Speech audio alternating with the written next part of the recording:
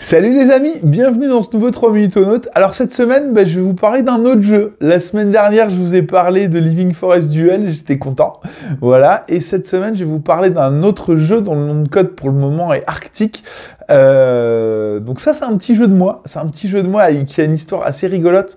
Donc je pense que c'est un truc qu'on va intercaler, on n'avait pas prévu. Puis c'est un petit jeu de cartes qui se développe facile, qui se fait facile, et on va faire ça pour la fin de l'année. Donc pour Essen, avec la boîte 10 ans de Colt Express, on aura une vraie nouveauté qui sera Arctic, qui est un petit jeu, j'ai envie de dire, de collection de cartes, mais c'est voilà, une collection un peu particulière. En fait, l'idée de base, elle date de... je sais pas moi, il y a peut-être 10 ans, 15 ans de ça.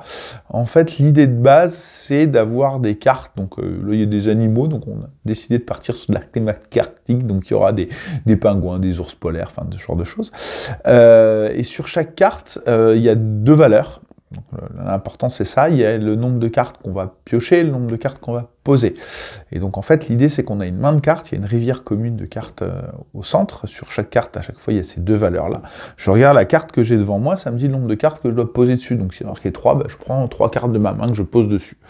Et la dernière carte que j'ai posée va me dire le nombre de cartes que je vais repiocher. Donc je vais repiocher, si il y a marqué, je sais pas moi, 3, je vais repiocher 3 cartes de la rivière que je vais remettre dans ma main.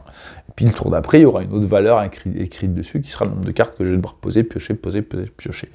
Et le but du jeu, c'est à la fin, on va avoir donc du coup une pile de cartes, quand ça se termine, chacun a une pile de cartes, et puis on va regarder les séries d'animaux consécutifs. Donc pour chaque animal, on va regarder la plus longue série consécutive, et il en faut au moins 2, voire 3, 4, 5, 6 ou plus. Et ça va me donner des points, rien à inventer là-dessus, hein, c'est 0, 1, 3, 6, 10...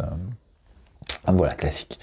Et donc en fait, cette idée-là, elle marchait très très bien, puis elle est restée très très longtemps dans les placards parce qu'il me manquait un petit tweak, un petit truc, quelque chose qui rajoutait de la tension, et c'était un petit peu plat. Et puis je l'ai trouvé il y a 2 mois de ça, quoi, en fait. Et puis voilà, du coup, ça marche vraiment bien maintenant. Et donc le petit tweak, c'est que, en plus, c'est quand on va jouer un animal, en fait, ça va faire monter, donc sur un petit paysage de 7 cases, il y a les 6 animaux qui sont présents, et puis quand on va jouer un animal, ça va faire monter ou descendre cet animal, puis monter ou descendre un autre animal, en fait, et donc ils vont se déplacer comme ça, et à la fin du jeu, les animaux qui seront le plus en haut, les séries compteront comme s'ils avaient une carte de plus, et puis les animaux qui seront le plus en bas, les séries compteront comme s'ils avaient une carte de moins. Et ça donne beaucoup de tension, ça donne beaucoup d'interaction. Regarde ce que font les autres pendant le tour des autres joueurs. On est là, non, vas-y, laisse-moi tranquille ce pingouin là, s'il te plaît, laisse-le là où il est très bien. Ou au contraire, vas-y, descends-le, on s'en fout de celui-là. Donc ça donne beaucoup, puis ça donne surtout une autre façon de piquer. Ça prend des cartes, on pique des cartes plus que pour leur valeur, mais aussi pour qu'est-ce qu'ils peuvent faire monter ou descendre, parce que nous, on a beaucoup d'ours polaires, donc il faudrait que l'ours polaire soit haut, donc on a une carte qui fait monter l'ours polaire, paf, on va avoir envie de la jouer. Et donc c'est vraiment cool, quoi. C'est vraiment cool. Et puis le dernier petit tweak, c'est que effectivement chaque animal, quand on joue une carte, l'animal qui est au sommet, on récupère le pouvoir de cet animal-là. Et donc il y a 6 pouvoirs, en fait il y en a 12. Les cartes sont recto verso, et à chaque partie, on choisit un recto, un verso comme on veut. Ce qui nous donne, ce qui nous fait 2 exposants 6, 64 configurations possibles. Je l'ai fait de tête le 64, je crois que ça doit être ça. Peu importe, vous ferez le calcul, voilà. C'est pas 64, c'est 32, ou c'est 128, je sais plus. Je dirais 64, ça doit être bien. C'est 64, parce que 2 exposants 8, ça fait 256, donc voilà.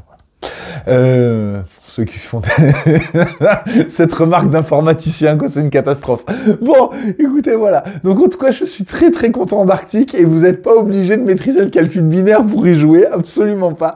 Voilà, vous pouvez vous amuser à vous pourrir la gueule avec les copains comme ça, sans avoir besoin de faire des maths de haut niveau.